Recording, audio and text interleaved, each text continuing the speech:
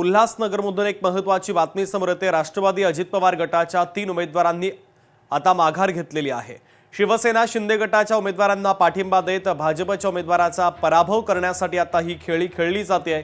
उल्हासनगर महानगरपालिका निवडणुकीच्या प्रभाग क्रमांक 15 मधून राष्ट्रवादी अजित पवार गटाच्या 3 उमेदवारांनी माघार घेतलेली आहे। त्यामुळे सगळ्यांना आश्चर्याचा धक्का बसलाय।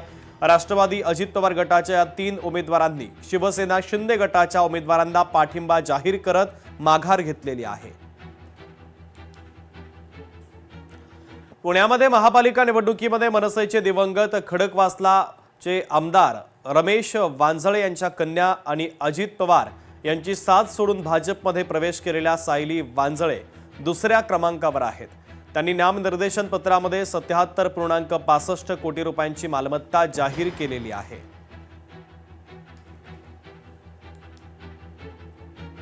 सोशल मीडियावरील विरोध पूजा मोरेला भोवला। पूजा मोरे यांच्या आई वडिलांनी आता नाराजी व्यक्त केलेली आहे। सोशल मीडियावर वाढलेला विरोध पाहता पूजा मोरे यांना उमेदवारी मागे घ्यावी लागली। पूजा मोरे या धाय मोकलून रडत होत्या, तर त्यांचं संपूर्ण कुटुंबीय सुद्धा भावनिक झालं होतं।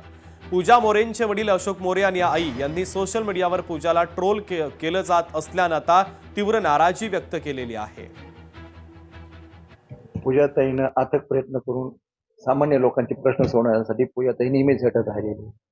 ज्या काही ट्रोलिंगवाल्यांनी याला ताईला ट्रोल केलेला आहे, ताईच्या राजकीय कारकिर्दीचा बळी घेण्याचा प्रयत्न केलेला आहे। निश्चित मला सर्वांची राग जरी असेल ट्रोल करणाऱ्यावरती, परंतु समाज माध्यमावरती, समाजावरती आणि ताईवर प्रेम करणाऱ्या लोकांवरती माझा पूर्ण विश्वास आहे। लोक ताईवर विश्वास ठेवतील आणि खरं ते खरं दूध का दूध और पाणी का पाणी होऊन जाईल। अजित पवारांच्या राष्ट्रवादीकडून गुंड बापू नायरला उमेदवारी देण्यात आली। बापू नायरला उमेदवारी दिल्यानं अजित पवार यांच्यावर आता चौफेर टीका केली जाते।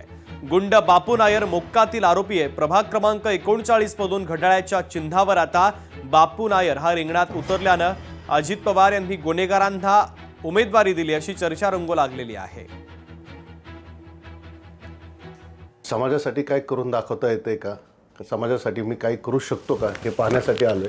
माझा बराच काळा काही इतिहास आहे, पण त्याला थोडंसं काहीतरी चांगलं करून दाखवता आलं तर त्याच्यासाठी मी आलोय आणि ती मला संधी मिळाली आहे। राष्ट्रवादी पक्षाचे मित्रपक्ष RPI खरात गटाकडून मला ही संधी मिळाली आहे। मला उमेदवारी मिळाल्यानंतर मीडियामध्ये खूप अशी बातमी आली की गँगस्टर, डॉन, कोणी बकासूर, अशा खूप साऱ्या बातम्या आल्या। तर मला ते सर्व पुसायचं आहे। एकदा समाजात येऊन, मुख्य प्रवाहात येऊन त्यांची सेवा करून, काही चांगली कामं करून की जो कलंक लागला आहे तो नक्कीच पुढच्या वेळेस मीडिया लावणार नाही आणि माझ्यासाठी काहीतरी चांगलंच दाखवतील। लोकशाही मराठी ऐका, पहा, जागरूक रहा।